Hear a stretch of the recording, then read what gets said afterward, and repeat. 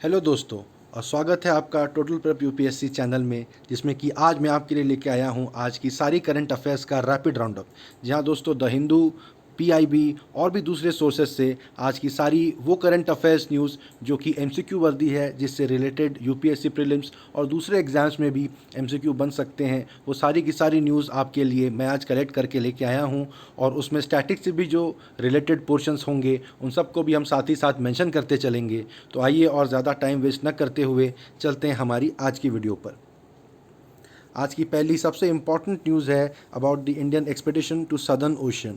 Southern ocean guys, देखिए Antarctica के आसपास का जो ओशियन है उसे सदर्न ओशियन कहा जाता है। ये अटलांटिक ओशियन के अंदर का एक सबसेट है। इसका मैप मैंने आपके लिए स्लाइड पर दिया हुआ है। सदर्न ओशियन ऐसे भी एग्जाम्स के पॉइंट ऑफ व्यू से बहुत इंपॉर्टेंट है। एनवायरनमेंट से रिलेटेड क्वेश्चन इस पर बहुत आसानी से बन सकते हैं। और अब जबकि द हिंदू में एक इतना बड़ा लगभग आधे पेज का आर्टिकल आया है जिसमें कि बताया गया है कि एक इंडिया का एक्सपेडिशन गया था सदर्न ओशियन पे, तो ये बहुत इंपॉर्टेंट हो जाता है। तो सबसे पहले मैं चाहूँगा कि आप कुछ देर सदर्न ओशियन के इस मैप को ध्यान से देखें और इसमें क्या क्या पॉइंट्स हैं उनको नोट करें। आप देख सकते हैं कि सदर्न ओशियन जो है वो अटलांटिक ओशियन उसके नॉर्थ में है और उसके ईस्ट में इंडियन ओशियन है, उसके साउथ में साउथ वेस्ट में पैसिफिक ओशियन है। आप देखिए इसमें 3 आइस शेल्फ हैं।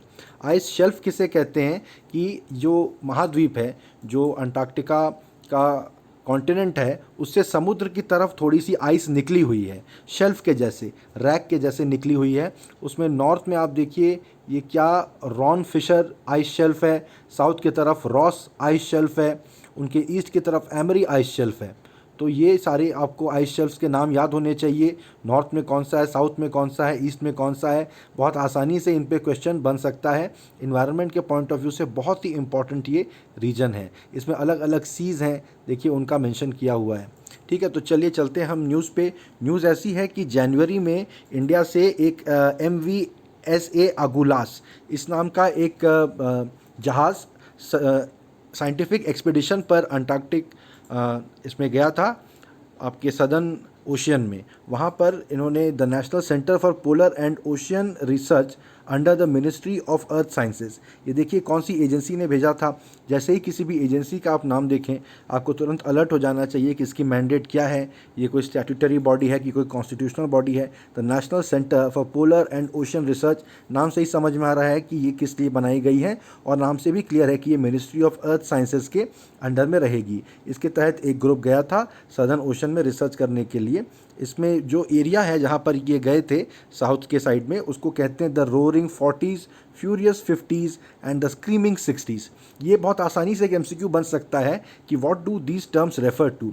तो बेसिकली ये जो अक्षांश रेखाएं हैं, अक्षांश रेखाएं जिन्हें कि लैटिट्यूड कहते हैं, तो सदर्न 40s के लैटिट्यूड में 40 डिग्री साउथ, फिर जो है उनको रोरिंग 40s कहते हैं। फिर 50 डिग्री साउथ जो लैटिट्यूड है उस एरिया को फ्यूरियस 50s कहते हैं, और जो 60 डिग्री साउथ है उसको स्क्रीमिंग 60s कहते हैं। क्योंकि आप समझ सकते हैं वहाँ पे जो सी बहुत ही रफ़ है, इसलिए उनका इस तरह से नामकरण किया गया है। तो ये आर्टिकल अपने आप में बहुत इंटरेस्टिंग है। किसी को टाइम अगर है तो पूरा आर्टिकल भी पढ़ सकता है। पर बेसिकली काफ़ी सारे साइंटिस्ट्स अलग अलग साइंसेस के, मरीन बायोलॉजी और क्लाइमेट साइंसेस से संबंधित, वहाँ पर उन्होंने जाके सैंपल्स कलेक्ट किए हैं।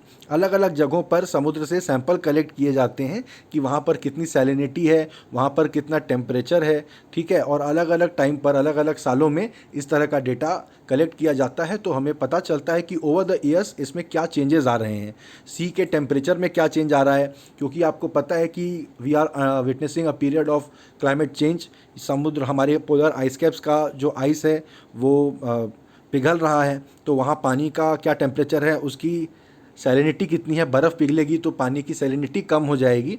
तो वो सब के सैंपल सब लोग कलेक्ट करते हैं। तो कहते हैं कि the southern ocean is a challenge for every oceanographer, ऐसा उनके लोगों ने, जो लोग वहाँ पर गए, उन्होंने ऐसा बताया था। फिर इसके बीच में देखिए मैंने एक बॉक्स इंसर्ट किया है कि आर्गो फ्लोट्स से भी डेटा कलेक्ट किया गया। ये बहुत इंपॉर्टेंट है, MCQ में बहुत आसानी से आ जाएगा और कोई भी दिमाग लगा के बता नहीं पाएगा कि आर्गो फ्लोट होता क्या है। तो Ergo is a global array of 3800 free drifting profiling floats. Basically जैसे अगर आपने कभी फिल्मों में देखा हो कि कोई बोतल में चिट्ठी डाल के समुद्र में फेंक देता है कि कभी किसी और को मिल जाएगी, उसी को इमेजिन करिए। उसी तरह से एक लंबा सिलिंड्रिकल ऐसा ऑब्जेक्ट होता है जो कि फ्लोट करता है। ये टेम्परेचर और सैलिनिटी को मेजर करता है समुद्र में। ऐसे दुनिया भर में 3800 आर्गो फ्लोट्स छोड़ के रखे गए हैं ताकि आसपास दुनिया भर में सीज़ में अलग अलग जगह पे टेम्परेचर और सैलिनिटी की रीडिंग्स हम लोग बराबर लेते रहें। और ये सिर्फ अपर 2000 मीटर ऑफ द ओशियन में ये डेटा कलेक्ट करता है। मतलब जो ऊपर का समुद्र का जो 2 किलोमीटर तक का रीजन है वहीं तक का डेटा हम इससे कलेक्ट कर सकते हैं, क्योंकि उसके नीचे अगर कोई चीज़ चली गई तो फिर वो वहाँ से शायद हमें सिग्नल ना भेज पाए, हम वो डेटा कलेक्ट ना कर पाएँ। ठीक है, और जो हाईलाइटेड पोर्शन है इसमें आप देखिए, all the oceans of the world are connected through the southern ocean. आप सोचिए कि अभी हमने इस मैप में ही देख लिया कि कैसे अटलांटिक ओशियन, इंडियन ओशियन और पैसिफिक ओशियन इस सदर्न ओशियन के इर्द गिर्द सब मौजूद हैं। तो ये सब सदर्न ओशियन के थ्रू कनेक्टेड हैं। तो कह रहे हैं कि whatever happens there is conveyed to all the oceans. आप जहाँ वहाँ पर अगर कोई भी चेंज आएगा तो वो चेंज दुनिया भर के ओशियंस में फील किया जाएगा। So we need to understand the southern ocean to understand the climate system of the world. From the Indian perspective the south Indian ocean is part of it and the monsoon is developed around these. तो देखिए south Indian ocean के आसपास जहाँ से monsoon बनता है, monsoon word आते ही आपके दिमाग में Indian Ocean dipole, El Nino, La Nina और फिर जो ITCZ जो है वो पूरा आपके दिमाग में आ जाना चाहिए, ये सारे डेफिनेशंस, क्योंकि ये किसी भी सीरियस यूपी एस्पिरेंट के लिए इंपॉर्टेंट है कि उसको पूरी क्लैरिटी रहे। अगर आपको थोड़ा सा भी डाउट हो रहा है उन टर्म्स को लेके जो मैंने अभी बताया, तो तुरंत जाके इन कॉन्सेप्ट्स को ब्रशअप कर लीजिए। एक और जो इम्पॉर्टेंट पॉइंट है वो ये है कि आपके अंटार्कटिका में हमारे 2 ऑब्जर्वेशन लेने के लिए पोस्ट्स हैं, 2 बेसेस हैं हमारे वहाँ पे। एक है भारती एट 69 डिग्री साउथ और मैत्री विच इज़ इनलैंड। ठीक है, तो ये दोनों नाम आप याद कर लीजिए। तो यहाँ मैंने मेंशन कर दिया, देखिएगा नीचे की स्लाइड्स में, जैसे मैं हर एक स्लाइड में मेंशन कर देता हूँ कि कौन कौन से पॉइंट्स हैं जिन पे कि आपको रीडअप कर लेना चाहिए। तो इस न्यूज़ से निकल के आते हैं सदर्न ओशियन, भारती एंड मैत्री और आर्गो फ्लूट्स। इसमें से सारे के सारे कॉन्सेप्ट्स मैंने आपको यहीं एक्सप्लेन कर दिए हैं। आप you just need to make a note of these और इनको याद रखिए। ठीक है, moving on to the next news, it is about COVID BEEP. COVID BEEP के बारे में देखिए यहाँ पर पूरा एक्सप्लेन कर दिया है। The union minister of India Shri Jitendra Singh ही recently launched COVID beep, the first physiological parameter monitoring system for कोविड-19 पेशेंट्स। कोविड-19 कोई पेशेंट अगर आता है, कहता है कि मुझे कोरोना है, आई एम सफरिंग फ्रॉम कोविड-19, तो बहुत सारे ऐसे सिम्टम्स हैं, बहुत सारे ऐसे फिजियोलॉजिकल सिग्नल्स हैं जिनको मिलाकर कि हम बोलते हैं कि हाँ भाई इसे कोरोना है। तो COVID beep is continuous oxygenation and vital information detection biomed ECIL ESIC pod. इसी से पता चल रहा है कि कंटिन्यूअस ऑक्सीजनेशन ये करता है और पेशेंट के वाइटल इंफॉर्मेशन को डिटेक्ट करता है। ये पहला indigenous wireless cost effective parameter monitoring system है। इसे IIT हैदराबाद में और ESIC मेडिकल कॉलेज हैदराबाद ने मिल के डेवलप किया है। ये दोनों पॉइंट्स यहाँ पर इम्पॉर्टेंट है कि कोविड बीप की मीनिंग क्या है, ये क्या काम करता है और इसे कहाँ पर डेवलप किया गया है। It will greatly reduce transmission risk as it will help save resources such as PPE। ठीक है, इसके फीचर क्या है कि ये non invasive blood pressure monitoring इससे होती है, ECG मॉनिटरिंग होती है और रेस्पिरेटरी मॉनिटरिंग होती है। रेस्पिरेटरी मॉनिटरिंग से ज़रूर इन लोग पता लगाएंगे कि ब्लड में ऑक्सीजन का लेवल क्या है। ठीक है, तो जो वाइटल इंफॉर्मेशन इनमें कलेक्ट होते हैं वो होते हैं टेम्परेचर, पल्स, रेस्पिरेटरी रेट और ब्लड प्रेशर।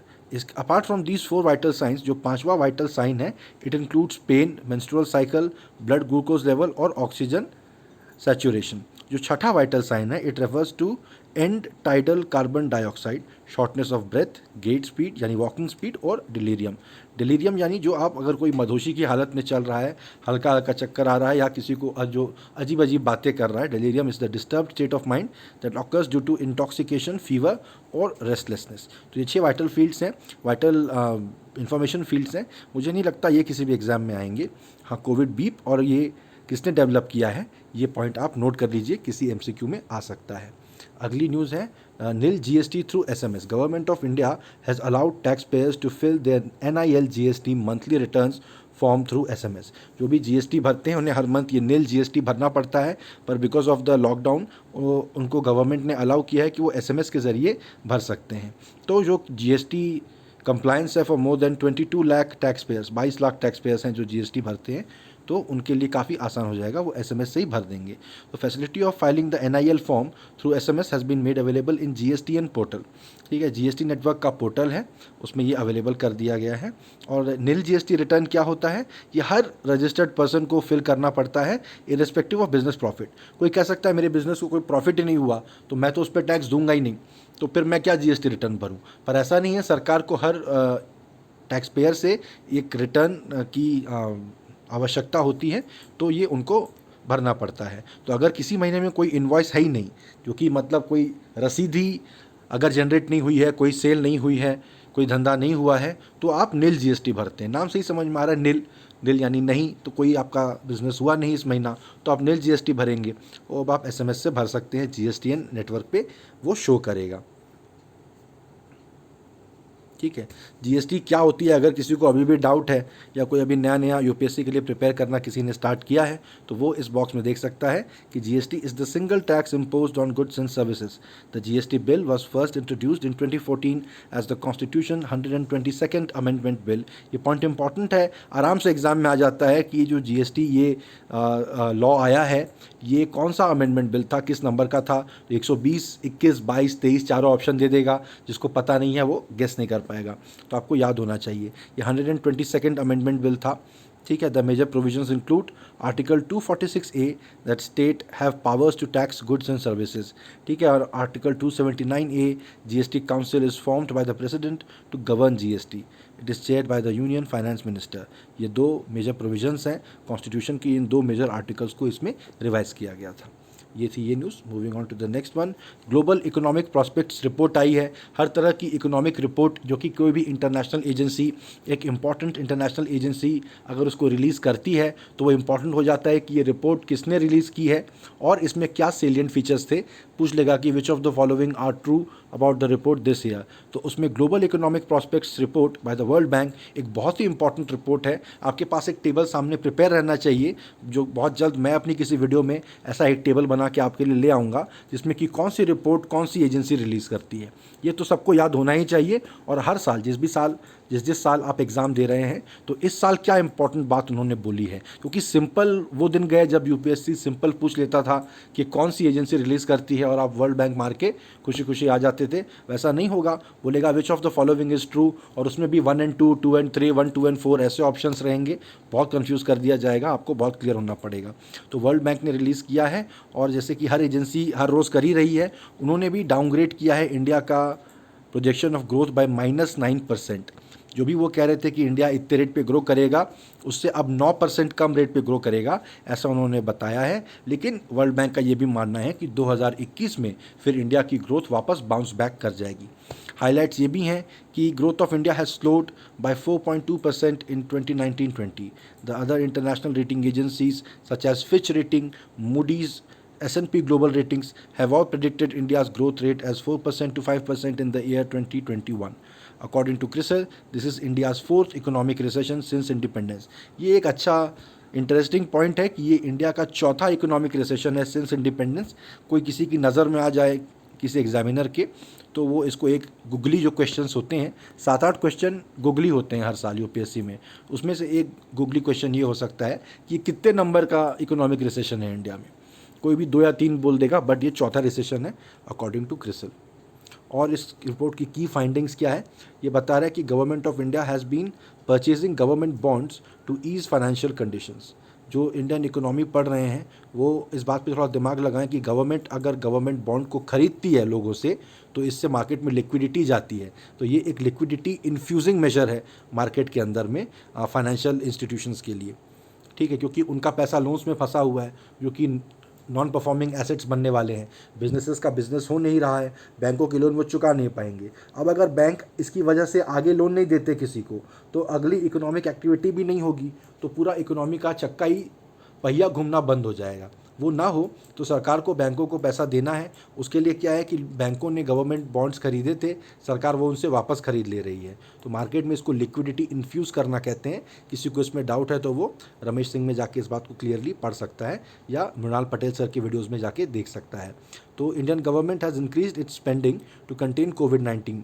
ये तो करेक्ट है, पिछले पॉइंट में ही हमने बता दिया। ये और कैसे किया है? Wage support, deferral in tax payments, लोगों को बोल दिया कि टैक्स अभी देने की ज़रूरत नहीं है, बाद में देना। लोअर इनकम हाउस होल्ड को डायरेक्ट कैश ट्रांसफ़र किया है उनके जनधन अकाउंट में। और loan and liquidity support to small business and financial institutions, उनको लोन दिया जा रहा है, बोला जा रहा है बिना किसी गारंटी के उन्हें लोन दे देंगे। और जो अभी 20 आत्मनिर्भर भारत योजना के तहत बहुत सारे जो अनाउंसमेंट्स किए गए हैं उसमें आप जाके पढ़ सकते हैं। ये पॉइंट्स हालांकि चांसेस कम है पूछने के, पर कोई पूछ ले सकता है, तो आपको पता होना चाहिए कि गवर्नमेंट ऑफ इंडिया ने क्या क्या स्टेप्स उठाए हैं मार्केट में लिक्विडिटी इन्फ्यूज़ करने के लिए। तो the contraction of Indian economy will find its impact in south Asian region, ये भी बोल रही है वर्ल्ड बैंक की रिपोर्ट। अगली न्यूज़ है अबाउट कोल ट्रेडिंग एक्सचेंज, ये भी एक इम्पॉर्टेंट न्यूज़ है। आप देख लीजिए कि अगर आप न्यूज़ को रेगुलरली ट्रैक कर रहे हैं तो पिछले कुछ साल से धीरे धीरे गवर्नमेंट जो है कोल सेक्टर को ओपन अप कर रही है। 1975 में इंदिरा गांधी गवर्नमेंट ने कोल सेक्टर को नेशनलाइज कर दिया था। इसका क्या मतलब है? उसके पहले प्राइवेट कोल माइंस भी एग्जिस्ट करती थी और गवर्नमेंट की कोल कंपनी कोल इंडिया लिमिटेड थी, या उसके पहले एनसीडीसी कहते थे, नेशनल कोल डेवलपमेंट कमीशन थी, उनकी माइंस हुआ करती थी। 1975 में गवर्नमेंट ने ये डिसाइड किया कि कोल देश के लिए एक वाइटल रिसोर्स है। अगर हम कोई भी इकोनॉमिक डेवलपमेंट की प्लानिंग करेंगे तो बहुत इंपॉर्टेंट है कि हमारे पास पावर सप्लाई हो उसके लिए। तो बहुत ज़्यादा हमारे देश की इलेक्ट्रिसिटी कोल से निकलती है। ये आपको पता होना चाहिए इलेक्ट्रिसिटी प्रोडक्शन का कितना परसेंटेज कोयले से होता है, यानी थर्मल पावर है, कितना हाइड्रो इलेक्ट्रिक पावर है, कितना विंड है, कितना सोलर है। कितना सोलर है वाला क्वेश्चन 2-3 साल पहले आया था। ये क्वेश्चन ज़रूर आ सकता है एग्जाम में, मैच द फॉलोइंग करके इसको और भी कॉम्प्लिकेट किया जा सकता है, तो आपको पता होना चाहिए। ये पॉइंट आप जाके चेक कर लीजिए। एनीवेज, तो धीरे धीरे तो ऐसा किया गया था कि पूरा कोल सेक्टर गवर्नमेंट ने अपने हाथ में ले लिया था, कोल इंडिया लिमिटेड नाम की कंपनी बनाई थी। अब धीरे धीरे गवर्नमेंट ने कोल इंडिया लिमिटेड में भी अपना स्टेक काफ़ी कम कर लिया है। 25% स्टेक मार्केट में उन्होंने रिलीज़ कर दिया है। प्लस 2-3 सालों से बाहर की कंपनियों को भी इंडिया में कोल माइंस खोलने का उन्होंने अलाउ किया, प्राइवेट कंपनीज़ को कोल माइन खोलने का अलाउ किया। कई कंपनियों को कैप्टिव कोल माइन क्या होता है? अगर आपका खुद का कोई मान लीजिए स्टील का प्लांट है या आप कोई पावर प्रोड्यूसिंग आपकी प्लांट है, तो आप अपने यूज़ के लिए अपना एक कोल माइन रख सकते हैं कि हम उतना ही कोयला निकालते हैं जो कि हमारे यूज़ के लिए है, मार्केट में बेचने के लिए नहीं। उनको कैप्टिव कोल माइंस कहते हैं। तो उसके लिए गवर्नमेंट ने कोल ब्लॉक एलोकेशंस किए थे, जो कि कोल ब्लॉक एलोकेशन स्कैम में फंस गए थे, बहुत उसको लेके शोर हुआ था। तो सुप्रीम कोर्ट ने फिर गवर्नमेंट को डायरेक्ट किया था कि सारे कोल ब्लॉक एलोकेशंस आप रद्द कर दीजिए, इनको ऑक्शन करके फिर बेचा जाएगा। अभी धीरे धीरे कई जगह पे कोल ब्लॉक्स के ऑक्शंस हो रहे हैं। तो अभी ये गवर्नमेंट ने इसमें ये किया है कि अब कोल एक्सचेंज के थ्रू कोयला बेचा जाएगा, यानी कि जो प्राइवेट प्लेयर्स अपनी कोल माइंस खोलेंगे और कोल इंडिया का कोयला ये सब एक ऑनलाइन एक्सचेंज पे उपलब्ध हो जाएगा और जिसको भी खरीदना है वो बिड कर सकता है। यानी अगर बाकी लोग ये सोच रहे हैं कि कोल इंडिया इतनी बड़ी मोनोपोली है और उसके साथ लोगों के बहुत पुराने बिजनेस रिलेशनशिप्स हैं, तो नया आदमी इस मार्केट में घुसेगा कैसे? तो बेसिकली अब एक ऑनलाइन एक्सचेंज प्लेटफॉर्म के ज़रिए आपको सारी प्राइसेस दिखेंगी। वहाँ पर अगर दूसरा आदमी कम प्राइस में अपना कोल बेच रहा है तो सामने वाले लोग उस वहाँ से कोयला खरीद लेंगे। तो जो प्राइवेट प्लेयर्स हैं, जो दूसरे लोग हैं, या जो अगर कोई विदेशी कंपनी एफडीआई के ज़रिए यहाँ पर कोल माइंस खोल रही है तो उसको भी बिजनेस करने की एक फेयर अपॉर्चुनिटी मिलेगी। अगली न्यूज़ है about colour bands for BS6 vehicles. तो ministry of road and highways ने डिस्टिंक्ट कलर बैंड इशू किए हैं जो कि BS6 व्हीकल्स के नंबर प्लेट के ऊपर में लगे रहेंगे। उसमें क्या होगा कि एक ग्रीन स्ट्रिप ऑफ जो भी BS6 व्हीकल्स होंगे उनके जो स्टिकर होगा उसके ऊपर 1 सेंटीमीटर की एक हरी स्ट्रिप होगी। तो स्टिकर जो होगा उसमें डिटेल्स होना चाहिए BS6 व्हीकल के रजिस्ट्रेशन का और ये पेट्रोल है कि डीजल है इस चीज़ का, ठीक है। तो volume of PM 2.5 in BS6 fuel ranges between 20 and 40 micrograms पर क्यूबिक मीटर। ये डेटा इंपॉर्टेंट है। BS6 में PM 2.5, जब भी पॉल्यूशन की बात होती है सबसे ज़्यादा बात पार्टिकुलेट मैटर PM 2.5 की ही बात होती है। तो उसमें BS6 जो भी व्हीकल्स होते हैं उनके एमिशन में इसका रेंज जो उसका साइज़ होता है वो 20 से 40 माइक्रोग्राम्स पर क्यूबिक मीटर में होता है। यानी तो on the other hand it is 120 micrograms पर क्यूबिक मीटर इन BS4 फ्यूल्स। तो आप देख सकते हैं कि ये कम से कम 3 गुना या ज़्यादा से ज़्यादा 6 गुना होता था BS4 नॉर्म्स वाली गाड़ियों में। तो 1/6 हमने BS6 गाड़ियों में PM 2.5 को कंट्रोल कर लिया है। फिर BS6 फ्यूल में सल्फर कंटेंट भी 5 गुना कम कर दिया गया है। The BS6 fuel vehicles will emit 80% less particulate matter for every kilometre. तो 80% लेस पार्टिकुलेट मैटर एमिट करेंगी BS6 गाड़ियाँ। तो हमारी रोड पे जो एयर पोल्यूशन होता है बिकॉज ऑफ वेहिकुलर ट्रैफिक, वो बहुत ज़्यादा कंट्रोल हो जाएगा जब हर कोई BS6 गाड़ियाँ चलाएगा। तो the lower sulphur of BS6 will help reduce toxic emissions such as carbon monoxide, nitrogen dioxide and sulphur dioxide. The change in density of oil will help reduce air pollution to great extent. This was about BS6 vehicles. अगली news है about UV based disinfecting cabinet. UV यानी ultra violet rays. तो advanced research centre for powder metallurgy, ये नाम आपने कल किस context में सुना था? कमेंट सेक्शन में लिख के बताइए। 2 दिन में 2 बार इस इंस्टीट्यूशन की न्यूज़ आ चुकी है, उससे ये इंस्टीट्यूशन बहुत इंपॉर्टेंट हो जाता है। इसके बारे में आप रीडअप करके नोट्स बना के रखिए।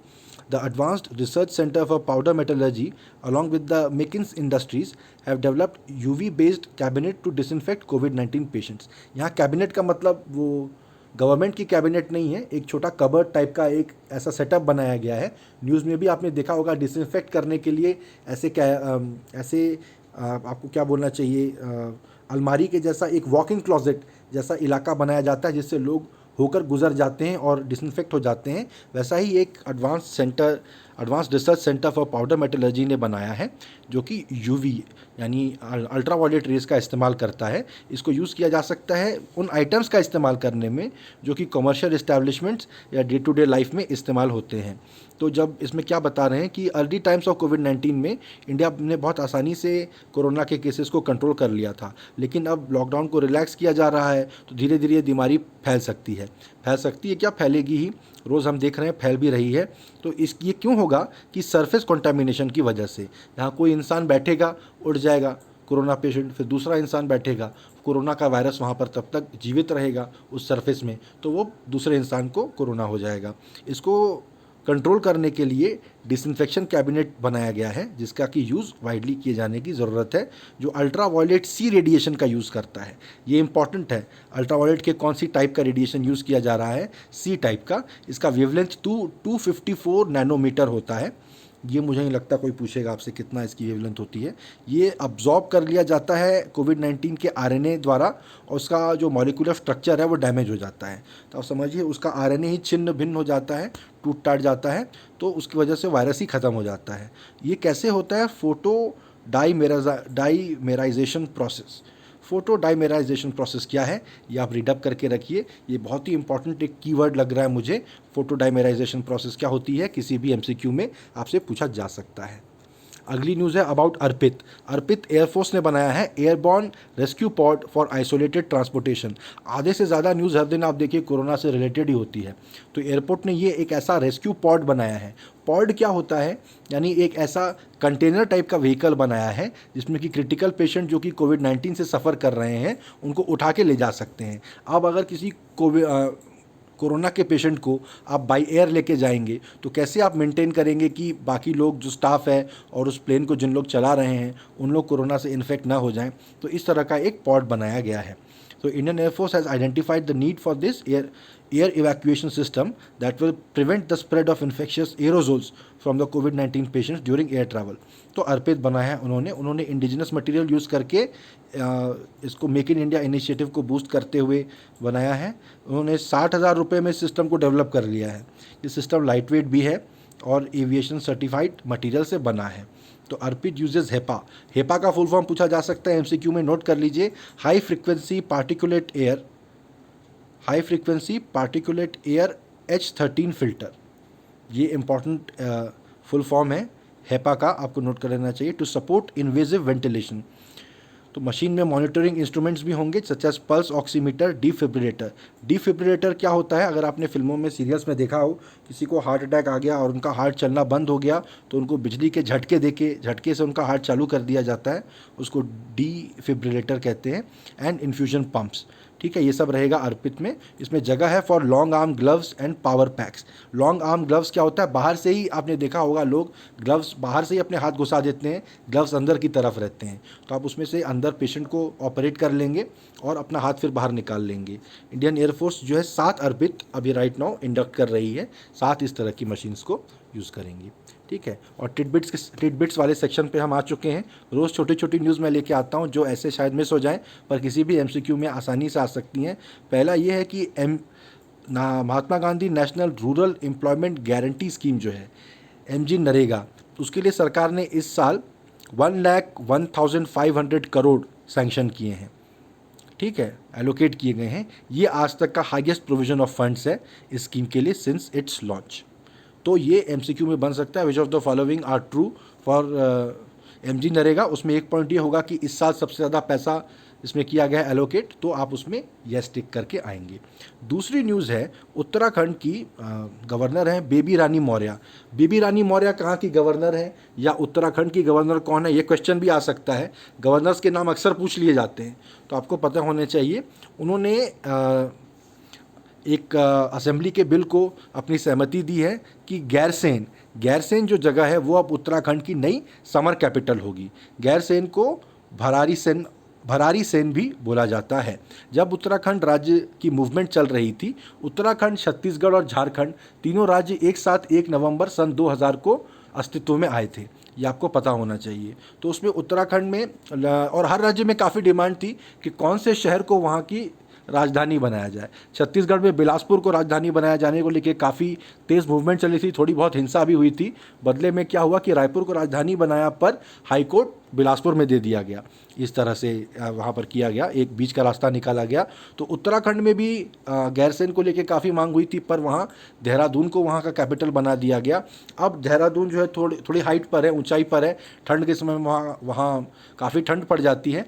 तो अब ठंड के समय में वहाँ पर अब समर के समय में क्या रहेगा कि गैरसैंण को बनाया जाएगा। गैरसैंण यानी भरारी सेन जो जगह है। और एक बहुत पॉइंट टू बी नोटेड यहाँ पर है कि उसमें ई विधानसभा होगी। गैरसैंण में जब विधानसभा बैठेगी तो वहाँ पे लेजिस्लेटिव असेंबली तो देहरादून में ही है जो विंटर कैपिटल रहेगा, लेकिन वहाँ पर ई विधानसभा बैठेगी गैरसैंण में। ये वर्ल्ड एनवायरनमेंट डे पर डिक्लेयर किया गया था। तो देखिए एमसीक्यू के लिए बहुत इंपॉर्टेंट पॉइंट है, कौन से स्टेट ने ई विधानसभा डिक्लेयर की, उत्तराखंड ने। उत्तराखंड में नया समर कैपिटल कौन सा बन रहा है, गैरसैंण। वहाँ की राज्यपाल का नाम क्या है, बेबी रानी मौर्य। ठीक है, तो ये सारे पॉइंट्स आप नोट करके रख लीजिए, किसी भी एग्जाम में आसानी से एमसीक्यू में आ सकते हैं। तो थैंक यू गाइज, ये थी आज की न्यूज़ की सारी की सारी कवरेज। सरल और सिंपल अप्रोच से आज की आपकी सारा करंट अफेयर्स मैंने आपको एक्सप्लेन करके दिया है। मुझे उम्मीद है आपको पूरा एक्सप्लेनेशन अच्छा लगा होगा, और जो जो पॉइंट्स मैंने आपको ब्रशअप करने के लिए बोले हैं आप सबको ब्रशअप करके रखेंगे।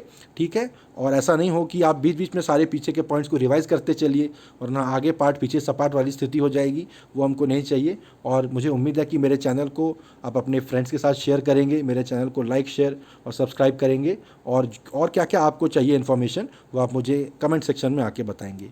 तो थैंक यू गाइज, मिलते हैं कल।